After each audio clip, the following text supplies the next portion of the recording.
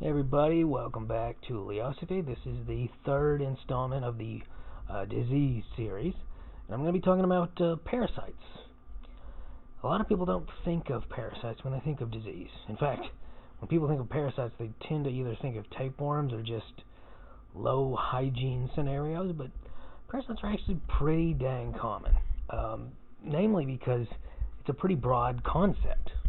Like, if you get a bacterial infection, you have a bacterial infection. If you have a viral infection, you have a viral infection.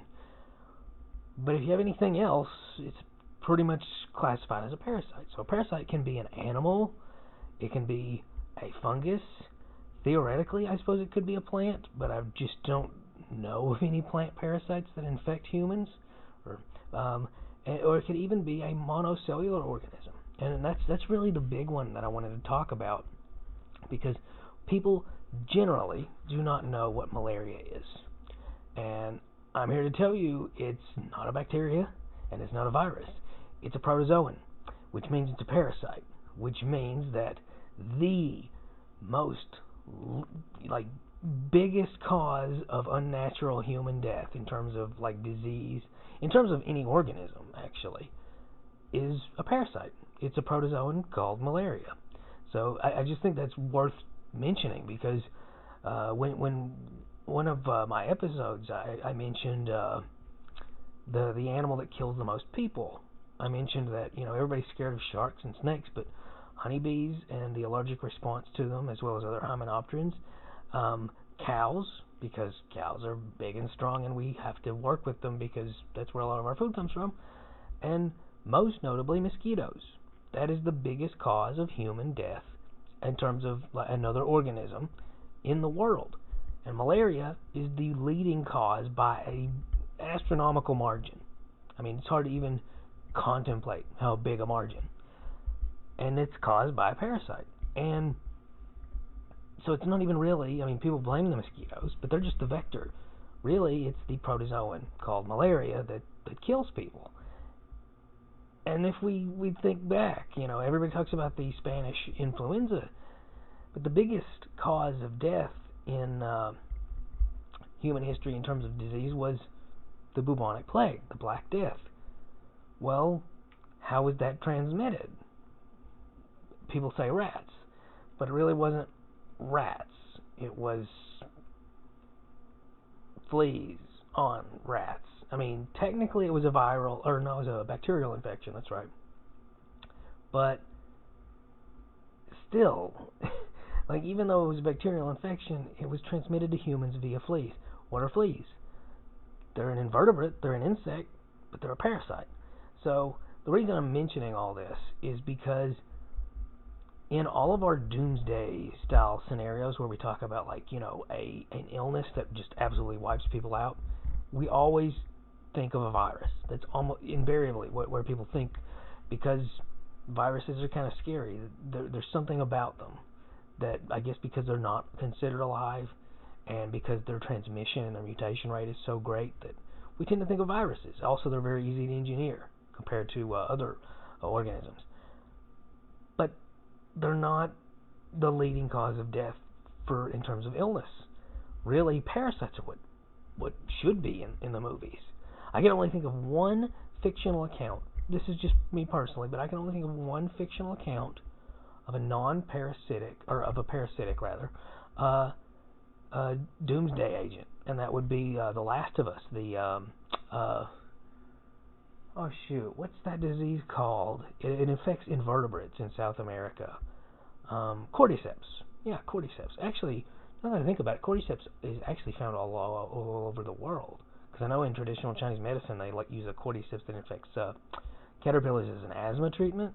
Weird stuff.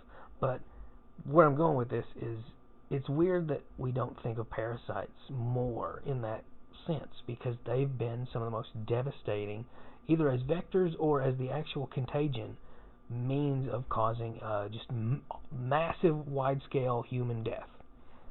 And there's a reason for that.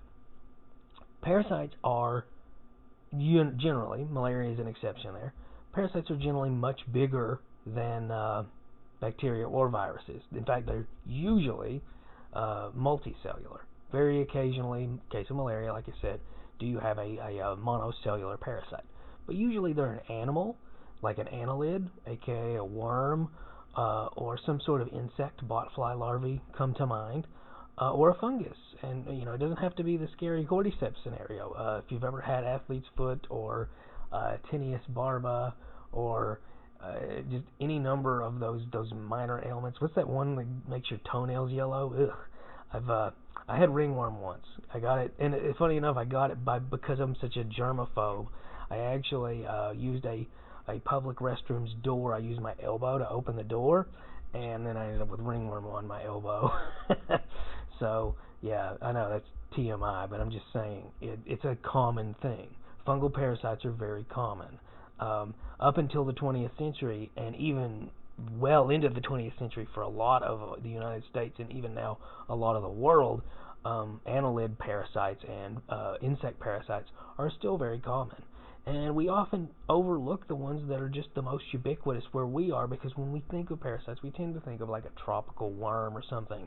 But really, mosquitoes, ticks, fleas, those are all things that people get. Those are all common vectors for disease as well. So I'm not saying don't worry about corona. I'm just saying, and I'm not saying don't worry about the flu, and don't worry about any viral or bacterial infection. I'm just saying that in terms of human impact, you're much more likely to see a parasitic infection spiral out of control. And what's funny about it is parasites generally, because they're bigger, they tend to be much easier to treat. Vermifuge of some sort, a vermicide of some sort. Just taking precautions when you go out into the wilderness, using certain sprays or oils or anything that's going to repel that parasite.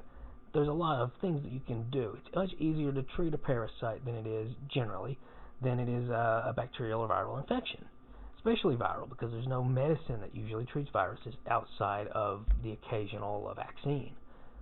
But the issue with parasites is that once you have one, it's a lot harder to get rid of than people realize. Partly because a lot of parasites have very complicated life cycles, where sometimes they'll be in the form of spores or eggs that are just all borderline indestructible.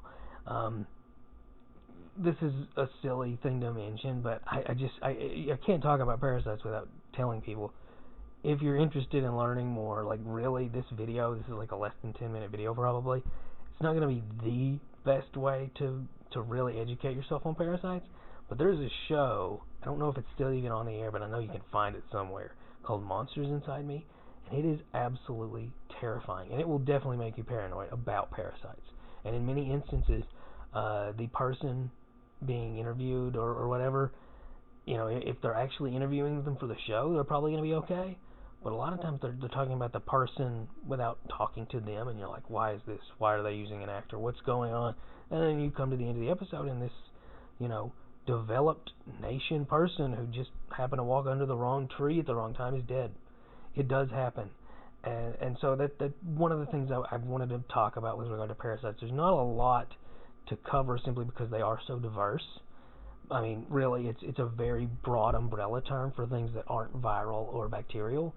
But because they're diverse, because there's so many different organisms out there that engage in parasitism, because a lot of them just expressly evolved to deal with hosts that are like us, the real odds of a bona fide pandemic coming from a parasitic source rather than a bacterial or viral source, I think is a lot more likely.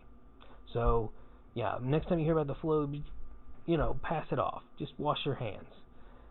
But if you hear about something parasitic that's going around, like infecting 100 people or so, that's when it's time to buy a bunker out in South Dakota or something. So yeah, that's all I've got for this episode. Like, share, subscribe, keep asking questions. Bye.